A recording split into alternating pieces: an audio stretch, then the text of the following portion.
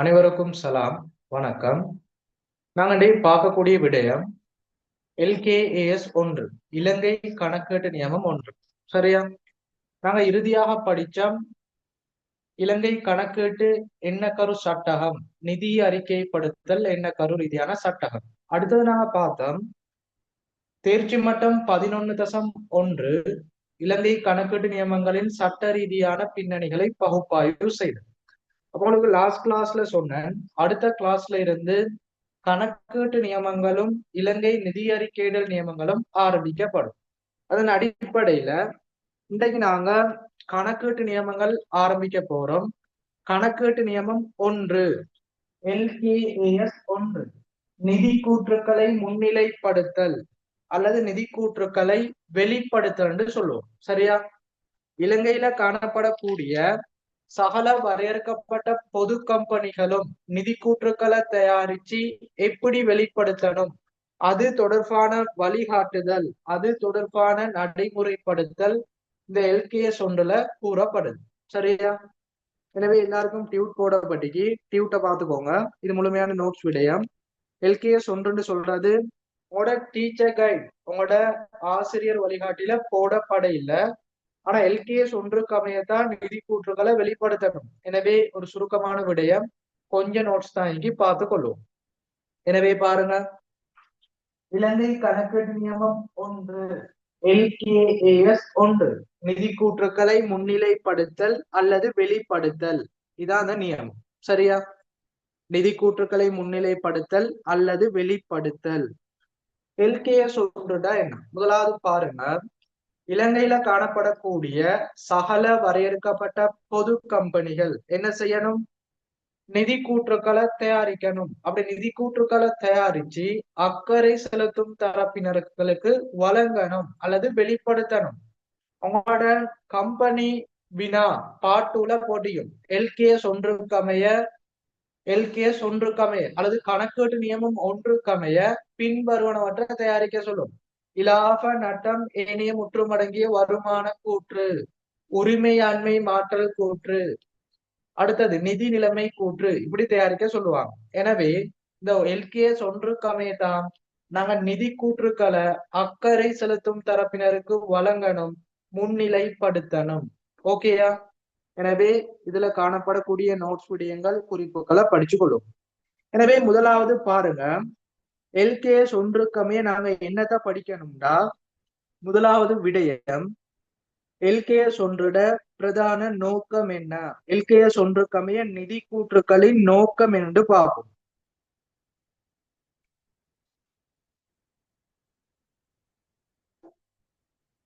நிதி கூற்றுக்களின் பிரதான நோக்கம் என்று பார்த்துக் கொள்வோம்.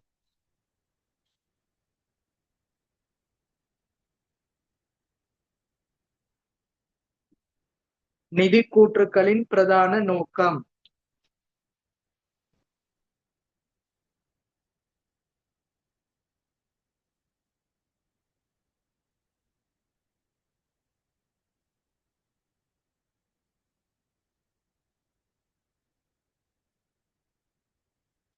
LKS 1க்கு அமைய நிதி கூற்றுக்களின் பிரதான நோக்கம் சொல்றது என்னன்னு பாருங்க.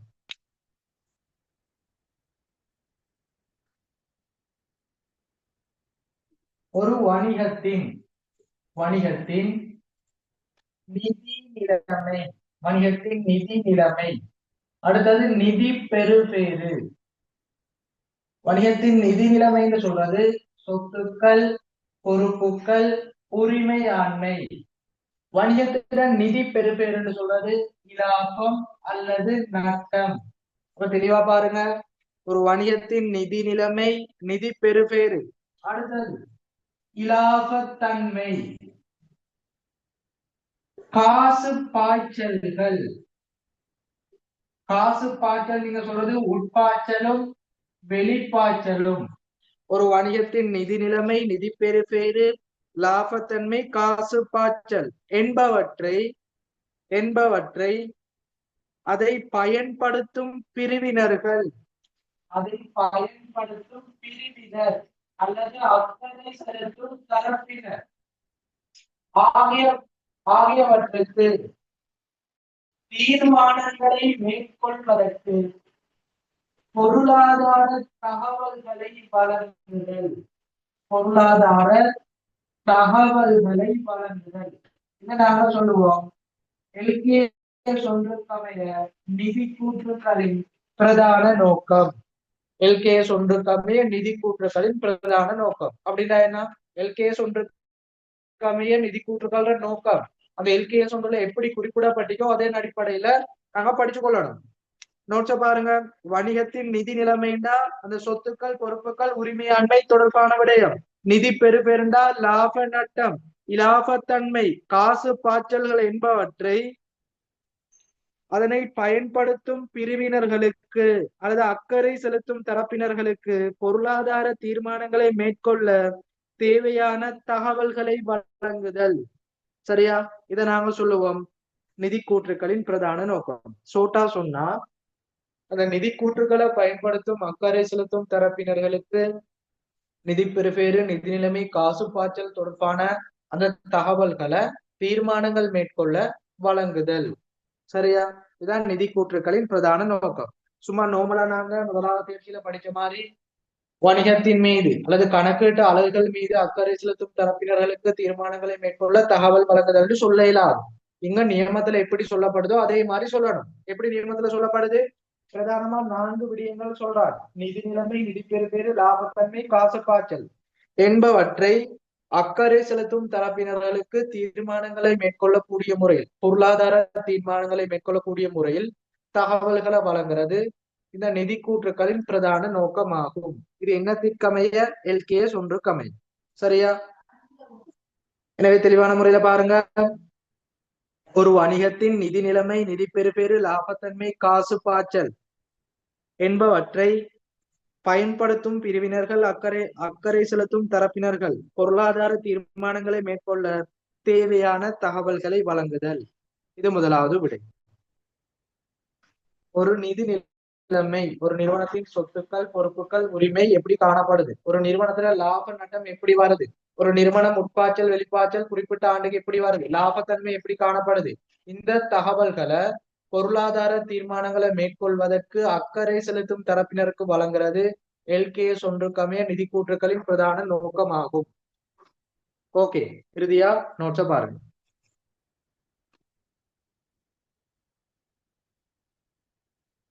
நிறுவனம் ஒன்றின் நிதி நிலைமை, நிதி பெறுபேறு, லாபத்தன்மை, காசு பாய்ச்சல் என்பவற்றை பயன்படுத்தும் பிரிவினர்கள் அல்லது அக்கறை செலுத்தும் தரப்பினர்களுக்கு பொருளாதார தீர்மானங்களை மேற்கொள்ள தேவையான தகவல் வழங்குதல் ஆகும். ஓகே, நோட் பண்ணிக்கொள்ளுங்க.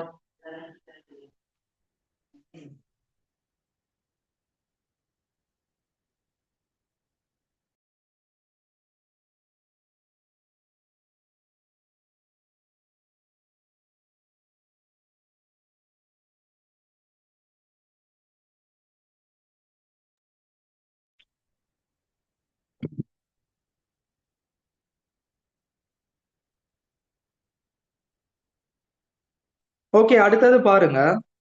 இந்த எல்கேஎஸ் ஒன்றுட நோக்கம் என்னன்னு பாருங்க. எல்கேஎஸ் ஒன்றுட நோக்கம் அடுத்து போடப்படும்.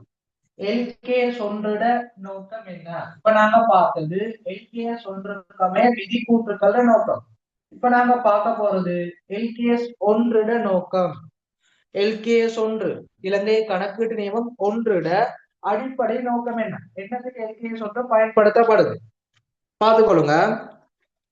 பொது நோக்க நிதி கூற்றுக்கள், பொது நோக்க நிதி கூற்றுக்கள். இந்த பொது நோக்க நிதி கூற்றுக்களை தயாரிப்பதற்கும் அதனை முன்னிலைப்படுத்துவதற்கும் அடிப்படை வசதிகளை வழங்குறது இந்த எல்கேஎஸ் ஒன்றோட நோக்கமாகும்.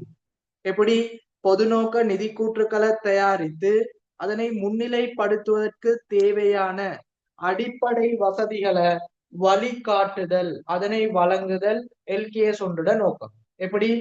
ஒரு பொது நோக்க நிதி கூற்றுக்களை நாங்க தயாரிக்கணும். அப்படி தயாரிக்கிறதுக்கும் அதனை அக்கறை செலுத்தும் தரப்பினருக்கு வழங்குறதுக்கும் தேவையான அடிப்படை வழிகாட்டுதலை வழங்குறது எல்கேஎஸ் ஒன்றோட நோக்கம். கிளியரா? பாருங்க.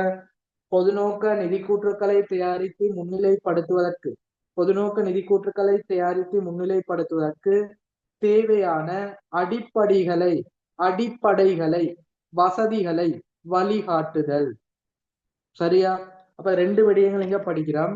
முதலாவது எல்கேஎஸ் ஒன்றோட நோக்கம் ஒரு பொதுநோக்க நிதி கூற்றுக்களை தயாரித்து முன்னிலைப்படுத்துவதற்கு தேவையான அடிப்படை வசதிகளை வழிகாட்டுதல். இரண்டாவது நிதி கூற்றுக்களின் பிரதான நோக்கம்தான் இங்க நிதி நிலைமை, நிதி பெறுபேறு, காசு பாய்ச்சல், லாபத்தன்மை ஆகியவற்றை என்பவற்றை அது அக்கறை செலுத்தும் தரப்பினருக்கு அல்லது அந்த பயன்படுத்தும் பிரிவினர்களுக்கு பொருளாதார தீர்மானங்களை மேற்கொள்ள தகவல் வழங்குதல். சரியா? எனவே முதல் 2 விடயங்கள் தெளிவான முறையில படிச்சுட்டோம். எல்கேஎஸ் ஒன்றோட நோக்கம் நிதி கூற்றுக்களின் பிரதான நோக்கம். தெளிவான முறையில நோட் பண்ணி படிச்சுக்கோங்க. எல்லாருக்கும் கிளியரா செக்ல போடுங்க. அடுத்த விடயத்துக்கு போகும்.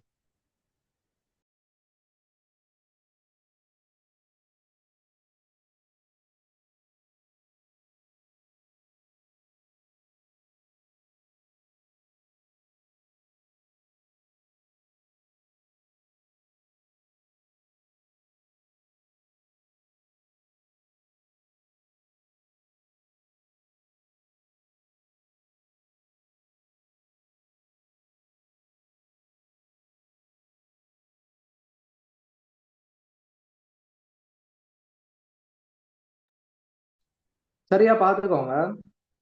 இந்த நிதி கூற்றுக்களின் பிரதான நோக்கம் படிச்சுக்கிறோம். அதுக்கு கீழே ஒரு நோட்ஸ் போடப்படி பாருங்க. பொது நோக்குடைய நிதி கூற்றுக்களை முன்னிலைப்படுத்துவதற்கான அடிப்படைகளை பரிந்துரை செய்தல், நிறுவனம் ஒன்றின் கடந்த கால நிதி கூற்றுக்களோடு மற்றும் ஏனைய நிறுவனங்களின் நிதி கூற்றுக்களோடும் ஒப்பிடக்கூடிய தன்மையை உறுதிப்படுத்துது. இதுவும் ஒரு நிதி கூற்றுக்களோட நோக்கம் குறிப்பிடலாம். அடிப்படை நோக்கம் அந்த நிதி கூற்றுக்களை பயன்படுத்தும் தரப்பினர்களுக்கு தகவல் வழங்குதல். அதற்கு மேலதிகமான சொல்ல போனா இந்த நிதி கூற்றுக்களை ஒப்பிடக்கூடிய மாதிரி என்ன செய்யறது? நிதி கூற்றுக்களை தயாரிச்சு முன்னிலைப்படுத்த. அடுத்து நிதி கூற்றுக்களை தயாரிக்கிறதுக்கு அதை நாங்க பரிந்துரை செய்தல். இதெல்லாம் நோக்கங்களா மேலதிகமா குறிப்பிடலாம். சரியா? பொதுநோக்க நிதி கூற்றுக்களை முன்னிலைப்படுத்துவதற்கான அடிப்படைகளை பரிந்துரை செய்யறதும், அந்த நிறுவனம் ஒன்றோட கடந்த கால நிதி கூற்றுக்கள் அல்லது நிறுவனங்களோட நிதி கூற்றுக்களை ஒப்பிடக்கூடிய மாதிரி இதனால முன்னிலைப்படுத்துதல். ஓகே, அப்ப முதல் விடயங்கள் கிளியர். முதலாவது எல்கேஎஸ் ஒன்றோட நோக்கம் ஒரு பொதுநோக்கு நிதி கூற்றுக்களை தயாரிச்சு முன்னிலைப்படுத்துறதுக்கு அடிப்படை வசதிகளை வழிகாட்டுறது. அதான் எல்கேஎஸ் ஒன்று சொல்றோம். அதுல முதலாவது பிரதான நோக்கம் தான் என்னது? ஒரு பொதுநோக்க நிதி கூற்றுக்களை தயாரிக்கிறதுக்கு பரிந்துரை செய்யறது, ஒப்பிடக்கூடிய மாதிரி இருக்கிறது. அடிப்படையா நாங்க பார்த்தது பிரதான நோக்கம் ஒரு நிதி நிலைமை, நிதி பெறுபேறு, லாபத்தன்மை, காசு பாய்ச்சல் என்பவற்றை அதை பயன்படுத்தும் பிரிவினர்களுக்கு பொருளாதார தீர்மானங்களை மேற்கொள்ளக்கூடிய மாதிரி தகவல் வழங்குதல். ஓகே, இப்ப அடுத்ததான் நாங்க பார்க்க போறோம் இந்த எல்கேஎஸ் ஒன்றுக்கமைய நிதி கூற்றுக்களை நாங்க எப்படி வகைப்படுத்துவோம். எல்கேஎஸ் ஒன்றுக்கமைய நிதி கூற்றுக்களின் அடிப்படை பிரிவு என்ன, நிதி கூற்றுக்களை வகைப்படுத்தல் என்று பாருங்க. இரண்டாவது நிதி கூற்றுக்களின் வகைப்படுத்தல்.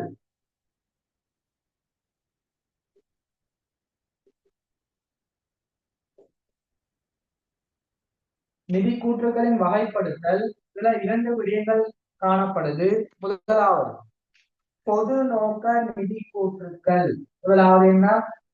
பொது நோக்க நிதி கூற்றுக்கள். இரண்டாவது விசேட நோக்க நிதி கூற்றுக்கள். பேச்சு ஒண்ணுல சொல்லி தந்தீங்க.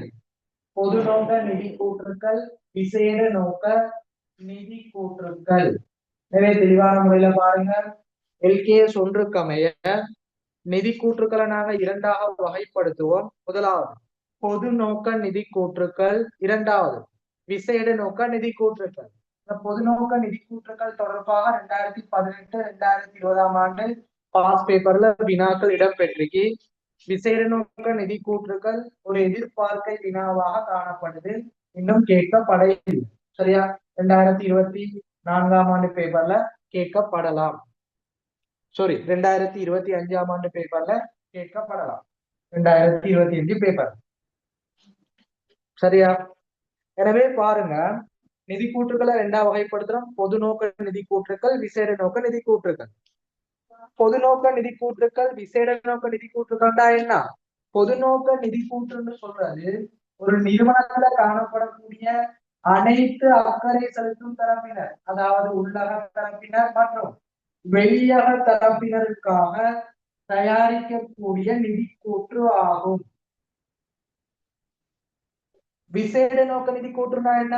ஒரு நிறுவனத்துல காணப்படக்கூடிய உள்ளக தரப்பினர் அல்லது முகாமையாளரின் தேவைக்காக தயாரிக்கப்படும் நிதி கூற்று விசேட நோக்க நிதி கூற்று ஆகும். இவ்வளவு போதும். சரியா?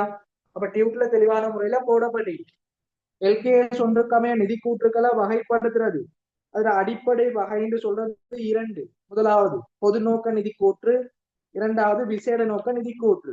பொது நோக்க நிதி கூற்றுகள் பாருங்க. பொது நோக்க நிதி கூற்றுனா என்ன? ஒரு நிறுவனத்துல அக்கறை செலுத்தக்கூடிய சகல தரப்பினர்களுக்காகவும் உள்ளக மற்றும் வெளியக தரப்பினருக்காக தயாரிக்கக்கூடிய நிதி கூற்றுக்கள் பொது நோக்க நிதி கூற்றுக்கள் எனப்படும்.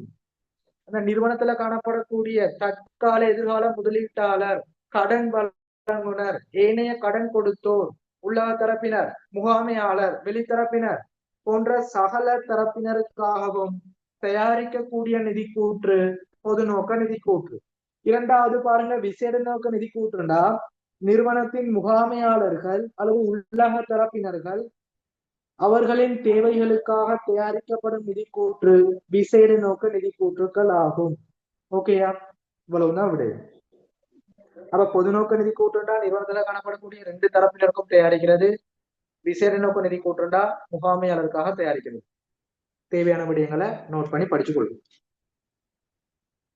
அப்ப நாங்க இவ்வளவு நேரம் படிச்ச எல்கேஎஸ் ஒன்றோட நோக்கம், நிதி கூற்றுக்களின் பிரதான நோக்கம், நிதி கூற்றுக்கள வகை, இதெல்லாம் கிளியர்டா செட்ல போட்டுக்கோங்க. அடுத்த விடயங்களுக்கு போகும்.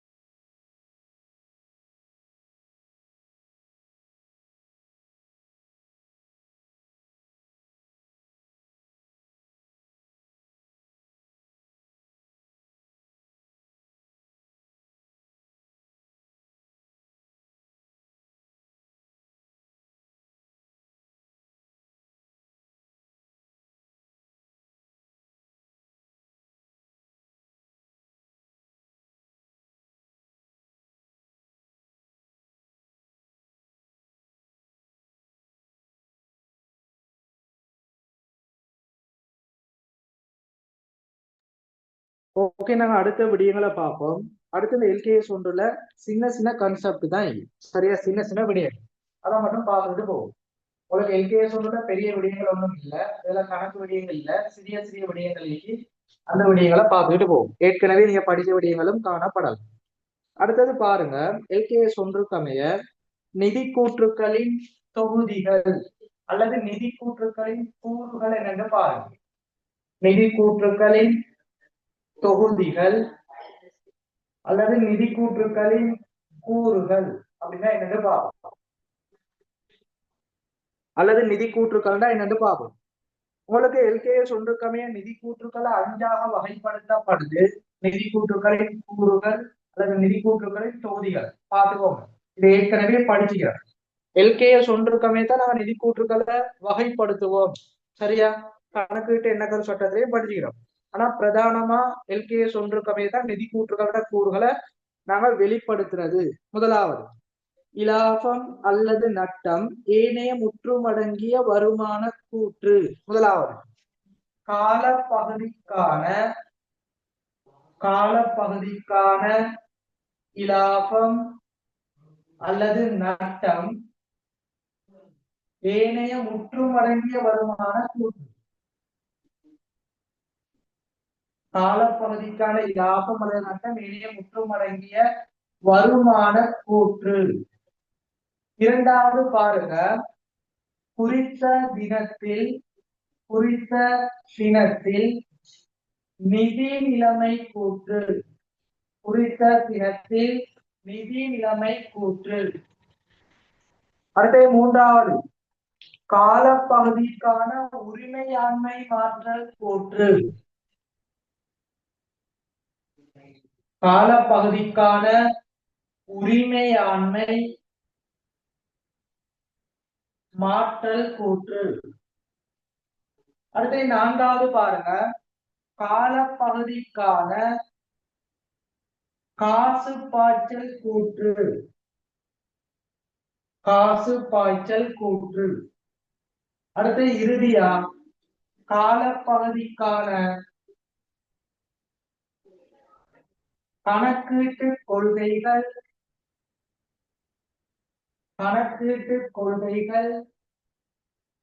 மற்றும் குறிப்புகள். இந்த 5 விடயங்களை நாம சொல்லுவோம் நிதி கூற்றுக்களின் கூறுகள் அல்லது நிதி கூற்றுக்களின் தொகுதிகள். இப்ப நீங்க நோமலா படிச்சுக்கிறீங்க, வருமான கூற்று, நிதி நிலைமை கூற்று, உரிமையாண்மை மாற்றல் கூற்று, காசு பாய்ச்சல் கூற்று, கணக்கீட்டு கொள்கை, குறிப்புகள். அதான் தெளிவா படிக்கிறான். இங்க வருமான கூற்று, உரிமையாண்மை மாற்றல் கூற்று, கணக்கீட்டு கொள்கை, குறிப்பு, காசு பாய்ச்சல் கூற்று, இதெல்லாம் குறித்த காலத்துக்கு தயாரிக்கப்படும், குறித்த நிதியாண்டுக்கு தயாரிக்கப்படும். அப்படி நாங்க மென்ஷன் பண்ணணும். நிதி நிலைமை கூற்றுன்னு சொல்றது குறித்த தினத்துல இருந்து காட்டணும். சரியா? அப்ப உங்களோட நிதியாண்ட பொறுக்க மாட்டல 31/3/2026 முடிவடைந்த ஆண்டுக்கான முடிவடைந்த காலப்பகுதிக்கான வருமான கூற்று, உரிமையாண்மை மாற்றல் கூற்று, காசு பாய்ச்சல் கூற்று, கணக்கீட்டு கொள்கை குறிப்பொண்டு காட்டணும். 31/3/2026 உள்ளவாறான நிதி நிலைமை கூற்று காட்டணும். இதை தெளிவான முறையில படிச்சு கொள்ளும். அப்ப நிதி நிலைமை கூற்றுண்டா என்ன? நிதி நிலைமை கூற்றுன்னு சொல்றது நிறுவனத்திட சொத்துக்கள், பொறுப்புகள், உரிமையாண்மை தொடர்பாக வெளிப்படுத்தும் விடயம். இது குறித்த தினத்துல தான் வெளிப்படுத்தப்படும்.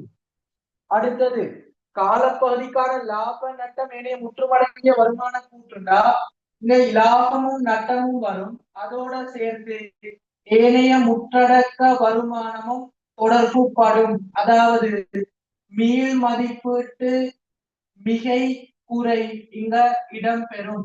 தெளிவா விலை கொள்ளுங்க, பின்னுக்கு படிப்போம்.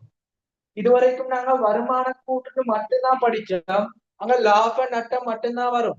இங்க ஏனைய முற்றுமடங்கிய வருமான கூற்றுண்டா ஒரு ஏனைய முற்றடக்க வருமானம் வரும். அதாவது மீள் மதிப்பீட்டு மிகை குறையோட லாப நட்டம் தொடர்பு படுத்தி வரும்.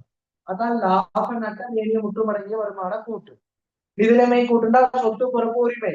உரிமையாண்மை மாற்றல் கூற்றுன்னு சொல்றது கம்பெனில வரக்கூடிய உரிமையாண்மை தொடர்பான விடயம். காசு பாய்ச்சல் கூற்றுண்டா கம்பெனில வர காசு உட்பாய்ச்சல், வெளிப்பாய்ச்சல் தொடர்பான விடயம். கணக்கீட்டு கொள்கை குறிப்புகள் நாங்க பின்னுக்கு படிப்போம். கம்பெனில நிதி கூற்றுக்கள்ல வருமான கூற்றிலும் நிதி நிலைமை கூற்றிலும் நாங்க குறிப்புகள் சில விடயங்கள் படிக்கணும். அதான் குறிப்புகள், கொள்கைகள். நாங்க பயன்படுத்துற கோட்பாட்டு முறைகள், இந்த குறிப்பு விடயங்கள் காட்டப்படும். சரியா? எனவே டியூட்ல உங்களுக்கு நிதி கூற்றுகள் கூறுகள் 5 தான் தந்திக்கு நான் தெளிவான முறையில சொல்லி தந்திக்கிறேன். மேலதிகமான விடயங்களை நோட் பண்ணி கொள்ளுங்க. இன்னும் ஒரு விடயம் சொல்லித்தாரேன். இங்க காசு பாய்ச்சல் கூற்று மட்டும்தான் காசு அடிப்படையில தயாரிக்கப்படும். மற்ற 4 விடயங்களும் அட்டுரு அடிப்படையில் தயாரிக்கப்படும். இதையும் தெளிவான முறையில நோட் பண்ணி கொள்ளும். எனவே எல்கேஎஸ் ஒன்றுக்கமே நிதி கூற்றுக்களின் தொகுதிகள்டா காலப்பகுதிக்கான லாப நட்டம் ஏனைய முற்றுமடங்கிய வருமான கூற்று, அப்படின்னு சொன்னா மேல் மதிப்பீட்டு மிகை குறைகளோட லாப நட்டம் வாரது, குறித்த தினத்தில் நிதிலைமை கூட்டுண்டா சொத்து பொறுப்பு உரிமை தொடர்பான விடயம், காலப்பகுதிக்கான உரிமையாண்மை மாற்றல் கூட்டுண்டா அந்த கம்பெனில வார உரிமை தொடர்பான விடயம். அந்த உரிமைண்டா என்ன? அதாவது கூறப்பட்ட மூலதனம், மேல் மதிப்பீட்டு ஒதுக்கம், நிறுத்தி வைத்த வருவாய், பொது ஒதுக்கம். பின்னுக்கு படிப்போம். அடுத்தது காலப்பதிக்கான காசு பாய்ச்சல் கூட்டுண்டா குறித்த காலப்பதில இறுதியில காசு பாய்ச்சல் ஏற்பட்ட அதிகரிப்பு குறைவு உட்பாய்ச்சல் வெளிப்பாய்ச்சல் விடயங்கள். அடுத்து கணக்கீட்டு கொள்கை குறிப்புண்டா வருமான கூட்டு நிலைமை கூட்டில் வரக்கூடிய செய்கை குறிப்பு கோட்பாட்டு விடயங்களை காட்டுறது. இந்த நிதிநிலைமை கூற்று குறித்த தினத்துல வரும், மற்ற 4 விடயங்களும் காலம் முடிவடைந்த காலப்பகுதியில வரும். காசு பாய்ச்சல் கூற்று காசு அடிப்படையில தயாரிக்கப்படும், உட்பாய்ச்சல் வெளிப்பாய்ச்சல மட்டும் வச்சு மற்ற 4 நிதி கூற்றுகளும் அட்டூர் அடிப்படையில தயாரிக்கப்படும். சரியா? இதை நோட் பண்ணி கொள்ளுங்க. அடுத்த விடயத்துக்கு போகும்.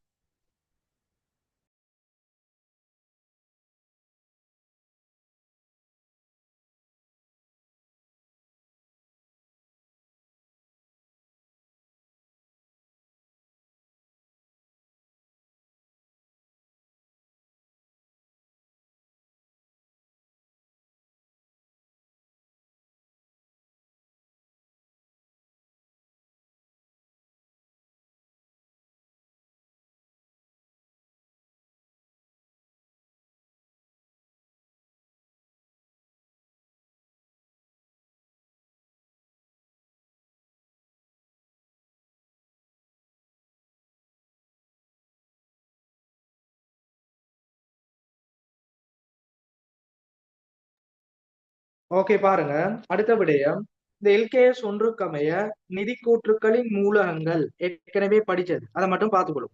எல்கேஎஸ் ஒன்றுக்கமைய நிதி கூற்றுக்களின் மூலகங்கள், நிதி கூற்றுக்களின் மூலகங்கள் தான் எல்கேஎஸ் ஒன்றுக்கமைய நிதி கூற்றுக்களின் மூலகங்கள் 5 விடயங்கள் காணப்படுது. எல்கேஎஸ் ஒன்றுக்கமைய நாங்க நிதி கூற்றுக்களின் மூலகங்கள் 5 விடயங்கள். முதலாவது சொத்துக்கள், இரண்டாவது பொறுப்புகள், அடுத்தது உரிமையாண்மை, அடுத்து 4வது வருமானங்கள், அடுத்து 5வது செலவுகள். இப்ப நாங்க தெளிவான முறையில படிச்சுக்கிறோம். கணக்கீட்டு எண்ணக்கரு சட்டத்திற்கு அமைவாக, அடுத்த எல்கேஎஸ் ஒன்றுக்கு அமைவாக எப்படி பார்த்தாலும் இந்த நிதி கூற்றுக்களின் மூலங்கள் சொல்றது 5 விடயம்: சொத்துக்கள், பொறுப்புகள், உரிமையாண்மை, வருமானம், செலவு. சரியா? இதை நோட் பண்ணி கொள்ளணும். எல்கேஎஸ் ஒன்றுக்கு அமைய பாருங்க, நிதி கூற்றுக்களின் கூறுகள் சொல்றதும் 5 விடயம், நிதி கூற்றுக்களின் மூலங்கள் சொல்றதும் 5 விடயம். ஆனா ரெண்டும் வேறுபட்ட விடயம். கூறுகள் அல்லது வெளியீடுகள் அல்லது தொகுதிகள்டா வருமான கூற்று, நிதிநிலைமை கூற்று, காசு பாய்ச்சல் கூற்று, கொள்கை குறிப்பு.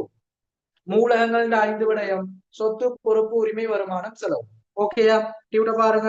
நிதி கூற்றுக்களின் மூலகங்கள் சொத்துக்கள், பொறுப்புகள், உரிமையாண்மை, வருமானங்கள், செலவுகள். நோட் பண்ணி கொள்ளுங்க.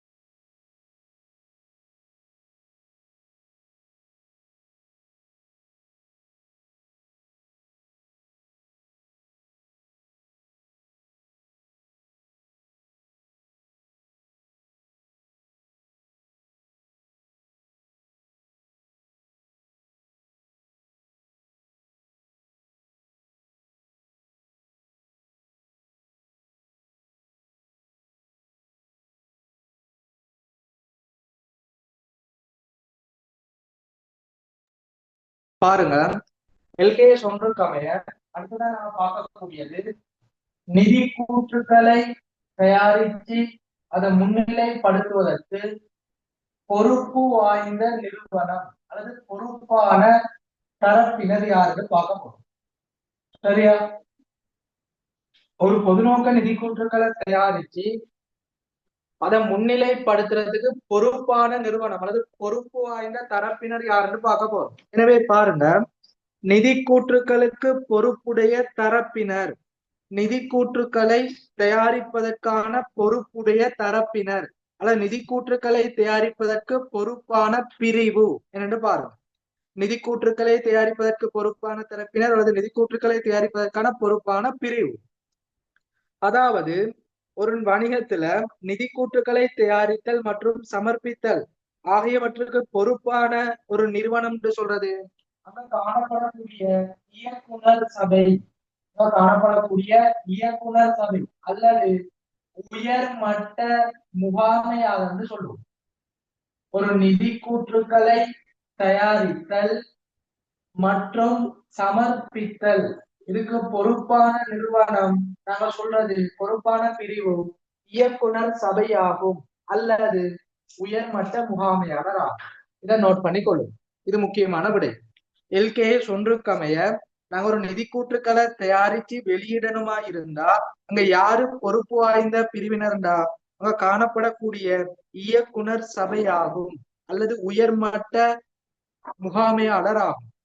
இந்த இயக்குனர் சபைன்னு சொல்றது நிதி கூற்றுக்களை தயாரிச்சு என்ன செய்யணும்டா கையொப்பம் இட்டு உறுதிப்படுத்தல் வேண்டும். சரியா? சைன் பண்ணி உறுதிப்படுத்தல் வேண்டும்.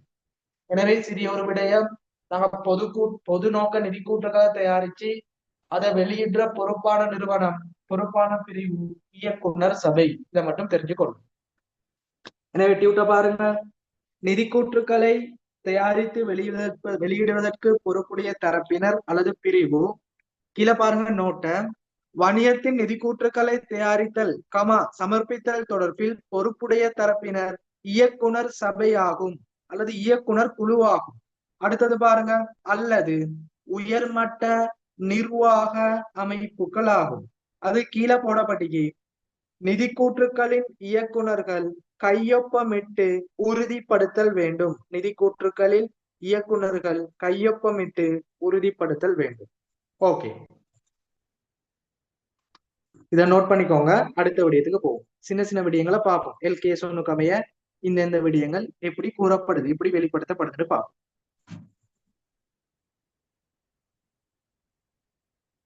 அடுத்தது பாருங்க, இந்த LKS ஒன்றுக்கு அமைய அறிக்கையிடும் காலம் அப்படின்னா என்ன? அறிக்கையிடும் காலம்.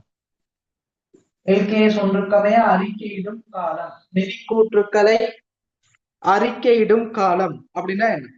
LKS ஒன்றுக்கு அமைய நிதி கூற்றுக்களானது பொதுவாக ஒவ்வொரு காலப்பகுதிக்கும், அதாவது வருடாந்தம் தயாரிக்கப்படும். நிதியான பாருங்க, 1/4/2025 இருந்து 31/3/2026 இதை நாங்க சொல்லுவோம் நிதியாண்டு. இந்த குறிப்பிட்ட ஒவ்வொரு வருடமும் நாங்க நிதி கூற்றுக்களை தயாரிக்கணும். அதுதான் சொல்லுவோம் அறிக்கையிடும் காலம். பொது நோக்க நிதி கூற்றுக்களானது அறிக்கையிடும் காலம்டா அது ஒவ்வொரு வருடமும் தயாரிக்கப்படும். தேவையான நிதியாண்ட நோட் பண்ணி வச்சுக்கொள்ளும். சரியா? எனவே டியூட்ல பாருங்க, நிதி கூற்றுக்களானது பொதுவாக ஒவ்வொரு வருடத்திற்கும் அறிக்கைப்படுத்தப்படும். நிதி கூற்றுக்களானது பொதுவாக ஒவ்வொரு வருடமும் தயாரித்து சமர்ப்பிக்கப்படல் வேண்டும். சரியா? இது அடுத்த விடயம். இப்ப நிதி கூற்றுகளுக்கு பொறுப்பான நிறுவனம் இயக்குனர் சபை, அவர் கையொப்பமிட்டு வழங்கணும். நிதி கூற்றுக்களை தயாரித்து வழங்குறதுக்கு அறிக்கையிடும் காலம்டா ஒவ்வொரு வருடமும் நிதி கூற்றுக்களை தயாரித்தல் வேண்டும். அதுல காலப்பதியும் சொல்லி தந்திக்கிறேன். ஓட நிதியாண்டு 1/4/2025 அதுல இருந்து 31/3/2026 வரை இடம்பெறும். சரியா? அடுத்தது பாருங்க, இன்னும் ஒரு விடயம். LKS ஒன்றுக்கு அமைய நிதி கூற்றுக்களை தயாரிப்பதற்கான அடிப்படை எடுகோல் என்ன? நிதி கூற்றுக்களை தயாரிப்பதற்கான அடிப்படை எடுகோல் தொடர்ந்து இயங்குதல், தொடர்ந்து இயங்கும். இதான் அடிப்படை எடுகோல். உங்களுக்கு பழைய சிலபஸ்ல தொடர்ந்து இயங்குதலும் அட்டுருவும் தரப்பட்டுச்சு. ஓல்ட் சிலபஸ் பாஸ் பேப்பர்ல இங்க அட்டுருலாம் வராது, தொடர்ந்து இயங்குதல் மட்டும்தான் வரும்.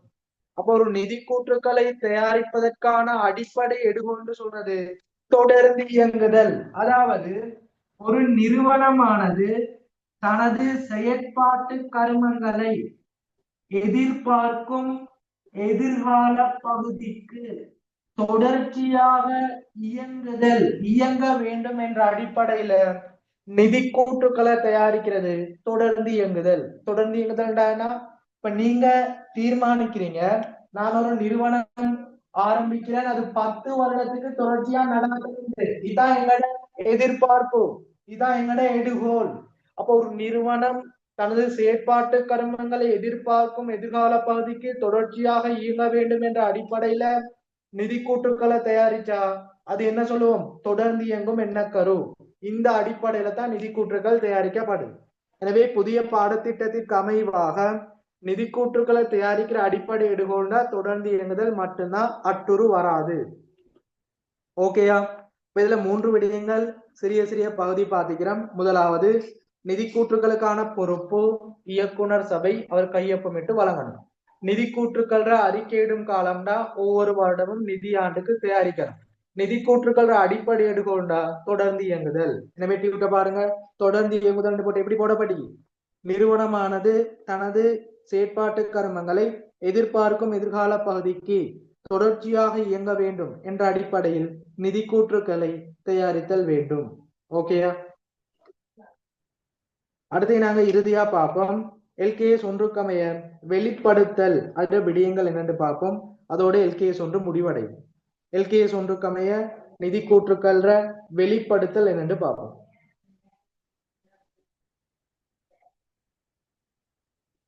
ஒவ்வொரு நியமத்திலையும் இறுதியா வெளிப்படுத்தல் ஒரு விஷயம் படிப்போம். அதோட எக்ஸாமுக்கு சில சந்தர்ப்பங்கள்ல வரலாம், பொதுவாக வந்ததில்லை, சில சந்தர்ப்பங்கள்ல போடப்படலாம். எனவே எல்கேஎஸ் ஒன்றுக்கமைய வெளிப்படுத்தல் என்று பார்த்துக் கொள்வோம். இதை நோட் பண்ணி தெளிவான முறையில படிச்சு கொள்ளும்.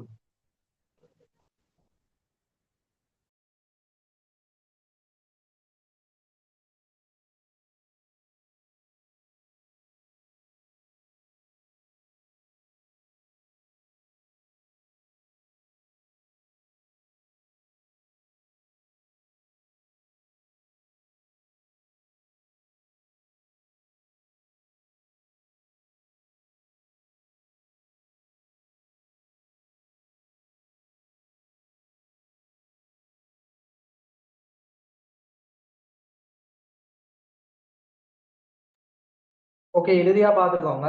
எல்கேஎஸ் ஒன்றுக்கமைய நிதி கூற்றுக்களின் வெளிப்படுத்தல். நாங்க நிதி கூற்றுக்கள்ல என்ன தரம் வெளிப்படுத்தணும் பார்த்துக்கொள்வோம். எல்கேஎஸ் ஒன்றுக்கமைய நிதி கூற்றுக்களின் வெளிப்படுத்தல். வருமான கூற்று, நிதிநிலைமை கூற்று, உரிமையாண்மை மாற்ற கூற்று, கணக்கீட்டு கொள்கை குறிப்புகள், காசு பாய்ச்சல் கூற்று. இந்த நிதி கூற்றுக்கள்ல நாங்க என்னத்தை வெளிப்படுத்துறோம்னு சொல்றோம். முதலாவது, அறிக்கையிடும் நிறுவனத்தின் பெயர். முதலாவது நாங்க வெளிப்படுத்த வேண்டிய விடயம் அறிக்கையிடும் நிறுவனத்தின் பெயர். அப்ப கட்டாயம் என்ன நிறுவனம் வெளிப்படுத்தணும். இது முதலாவது விடயம். ஏபிசி பிஎல்சி வரையறுக்கப்பட்ட ஏபிஎல்சி பொது கம்பெனியின் வருமான கூற்று, வரையறுக்கப்பட்ட ஏபிசி பொது கம்பெனியின் உரிமையாண்மை மாற்றல் கூற்று. அப்படின்னா நிறுவனத்தின் பெயரை குறிப்பிடணும். வரையறுக்கப்பட்ட ஏபிசி பொது கம்பெனி, அப்ப நிறுவனத்துல அந்த பெயரை குறிப்பிடணும். அறிக்கையிடும் நிறுவனத்தின் பெயரை கட்டாயம் வெளிப்படுத்தணும். முதலாவது, அறிக்கையிடும் நிறுவனத்தின் பெயர். இரண்டாவது, அறிக்கையிடும் காலப்பகுதி. இரண்டாவது, அறிக்கையிடும் காலப்பகுதி. இதுல உதாரணம் சொல்லித்தார, டியூட்ல நோட் பண்ணிக்கொள்ளுங்க. அறிக்கையிடும் பெயர் இருந்தா பக்கத்துல போட்டுக்கோங்க, உதாரணத்தை குறிச்சு கொள்ளுங்க. அறிக்கையிடும் காலப்பகுதி என்ன? அந்த காலத்தை வெளிப்படுத்தணும். 31/3/2026 முடிவடைந்த காலப்பகுதிக்கான வருமான கூற்று. அறிக்கையிடும் காலப்பகுதி 31/3/2026 முடிவடைந்த காலப்பகுதி. அப்படி காலத்தை வெளிப்படுத்துறது 31/3/2026. இதுதான் காலப்பகுதி. அடுத்து மூன்றாவது, பயன்படுத்தப்படும் நாணய அலகு. பயன்படுத்தப்படும் நாணய அலகு. பயன்படுத்தப்படும் நாணய அலகு நாங்க காட்டுவோமே, ரூபா 1000 அல்லது ரூபா மில்லியன் காட்டுவோமே, இதைத்தான் நாங்க சொல்றது பயன்படுத்தப்படும் நாணய அலகு. ஒவ்வொரு குறிப்பிட்ட நாடு குறிப்பிட்ட நிதி கூற்றுக்களை தயாரிக்கும் போது அந்த நாட்டு நாணய அலகுகளை காட்டணும். உதாரணமா இலங்கையா இருந்தா ரூபா அடிப்படையில காட்டணும். அமெரிக்கா யுஎஸ் இருந்தா டாலர் அடிப்படையில காட்டணும். சரியா? இதான் சொல்லப்படுது. அப்போ ஒவ்வொரு நாடும் ஒவ்வொரு நிதி கூட்டுகளை தயாரிக்கும் போது அந்த நாணயம் அந்த நாட்டுல நாணய பெறுமதியை காட்டணும். சரியா? எனவே முதலாவது அறிக்கையிடும் நிறுவனத்திட பெயர்னா உதாரணமா வரையறுக்கப்பட்ட ஏபிசி பொது கம்பெனி. அறிக்கையிடும் காலப்பகுதினா 31/3/2026. அறிக்கையிடும் நாணய அலகுண்டா ரூபா 1000. சரியா? அடுத்து நான்காவது பயன்படுத்தப்படும் எண்களின் விபரம். பயன்படுத்தப்படும் எண்களின் பெறுமதி. பயன்படுத்தப்படும் எண்கள பெறுமதி. பயன்படுத்தப்படும் எண்களின் பெறுமதி அப்படின்னா என்ன? பெறுமதியை காட்டணும். அதே விடயம்தான். எவ்வளவு நிறுவனத்துல சொத்துக்கள் எவ்வளவு, பொறுப்புகள் எவ்வளவு, உரிமையாண்மை எவ்வளவு, இப்படி பெறுமதிகளை காட்டணும். இதான் சொல்றது பயன்படுத்தப்படும் எண்கள பெறுமதி. அடுத்து இறுதியா பாருங்க நிறுவனத்தின் தன்மை. நிறுவனத்தின் தன்மை.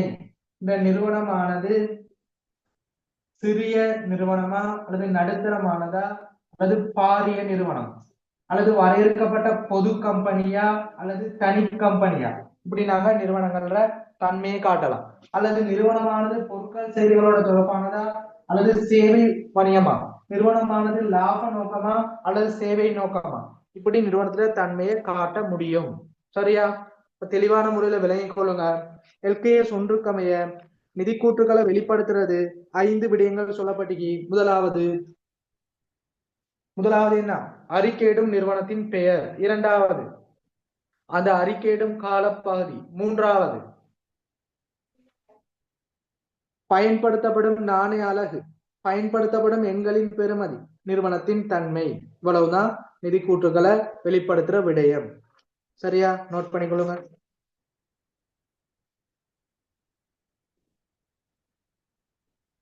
இதோட உங்களுக்கு எல்கேஎஸ் ஒன்று சிறப்பான முறையில முடிவடையுது.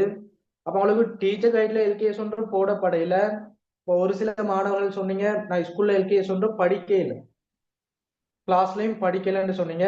அப்ப தெளிவான முறையில உங்களுக்கு எல்கேஎஸ் ஒன்றும் சிறப்பான முறையில படிச்சுட்டேன். சரியா? எல்கேஎஸ் ஒன்று மிக இலகுவானது. அதுல காணப்படக்கூடிய குறிப்புகள் எல்லாம் சொல்லி தந்துட்டேன். டியூட்ல சகல விடயங்களும் காணப்படுது. மேலதிகமா சொல்லப்பட்ட விடயங்களை டியூட்ல குறிப்பெடுத்துக் கொள்ளும். இன்ஷா அல்லாஹ் தொடர்ச்சியான முறையில இதே போல சகல விடயங்களையும் படிச்சுக் கொள்ளும். சரியா? எனவே கிளாஸ்க்கு ஜாயின் பண்ண சகல மாணவர்களும் செக்ல போட்டுக்கோங்க. இந்த எல்கேஎஸ் ஒன்று எல்லாருக்கும் கிளியரா? அதாவது எல்கேஎஸ் ஒன்றோட நோக்கம் பார்த்தோம், நிதி கூற்றுக்களை தயாரித்து முன்னிலைப்படுத்துவதற்கான வழிகாட்டுதல். எல்கேஎஸ் ஒன்றோட பிரதான நோக்கம் பார்த்தோம், நிதி நிலைமை, நிதி பெறுபேறு, காசு பாய்ச்சல். அடுத்தது லாபத்தன்மை என்பவற்றை பொருளாதார தீர்மானங்களை மேற்கொள்ளக்கூடிய வரையில தகவலை வழங்குறது. அடுத்தது எல்கேஎஸ் ஒன்றுக்கமைய நிதி கூற்றுகள் கூறுகள் பார்த்தோம். லாப நட்டம் இணை முற்றுமடங்கிய வருமான கூற்று, நிதி நிலைமை கூற்று, காசு பாய்ச்சல் கூற்று, உரிமையாண்மை மாற்றல் கூற்று, கணக்கீட்டு கொள்கை குறிப்புகள், நிதி கூற்றுகள மூலங்கள் பார்த்தோம். சொத்துக்கள், பொறுப்புகள், உரிமையாண்மை, வருமானம், நிதி கூற்றுக்களை தயாரிக்கிற பொறுப்பான பிரிவை பார்த்தோம். இயக்குனர் சபை, நிதி கூற்றுக்கள அறிக்கையிடும் காலப்பகுதி பார்த்தோம். ஒவ்வொரு வருடமும் நிதி கூற்றுக்கள எடுகோள் பார்த்தோம். தொடர்ந்து இயங்குதல். இறுதியா நிதி கூற்றுக்கள வெளிப்படுத்தல் பார்த்தோம். அறிக்கையிடும் நிறுவனத்தின் பெயர், அறிக்கையிடும் காலப்பகுதி, பயன்படுத்தப்படும் நாணய அலகு, பயன்படுத்தப்படும் எண்களின் பெறுமதி, நிறுவனத்தின் தன்மை. ஓகேயா? எனவே இன்ஷா அல்லாஹ் அடுத்த கிளாஸ்ல நாங்க எல்கேஎஸ் ஒன்று தொடர்பான வினாக்கள் பாஸ் பேப்பர் காணப்பட்டா அதை டிஸ்கஸ் பண்ணுவோம். அடுத்ததாக நாங்க புதிய நியமம் எல்கேஎஸ் 2ல சந்திப்போம். எல்கேஎஸ் 2 இருப்புகள் ஆண்டு. சரியா? எனவே அடுத்த நியமம் அடுத்த கிளாஸ்ல நாங்க எல்கேஎஸ் 2 தொடர்பான புதிய நியமம் ஆரம்பிப்போம். இந்த எல்கேஎஸ் 1 தொடர்பான ஏதாவது பயிற்சிகள் இன்ஷா அல்லாஹ் அதுவும் டிஸ்கஸ் பண்ணுவோம். ஓகே. அப்ப எல்லாரும் சிறப்பான முறையில படிச்சுக்கோங்க. டியூட்டர் பிரிண்ட் எடுத்துக்கோங்க. நோட்ஸ் விடயங்களை நல்ல முறையில படிங்க. சொல்லித்தர மேலதிகமான விடயங்களை குறிப்பெடுத்துக்கோங்க. டவுட் இருந்தா கட்டாயம் வாட்ஸ்அப் நம்பரினூடாக தொடர்பு கொண்டு கேட்டு படிச்சுக்கோங்க. 2026 மாணவர்கள் உங்களுக்கு சிறப்பான ஒரு கிளாஸ் தேவை. தொடர்ச்சியாக ஒழுங்குமுறையில 5 வருடத்திற்கு மேலதிகமாக ஆன்லைன் ஊடாக கணக்கீட்டு வகுப்புகள் இடம்பெறுது. தேவையான மாணவர்கள் இணைந்து படிச்சுக்கொள்ளும்.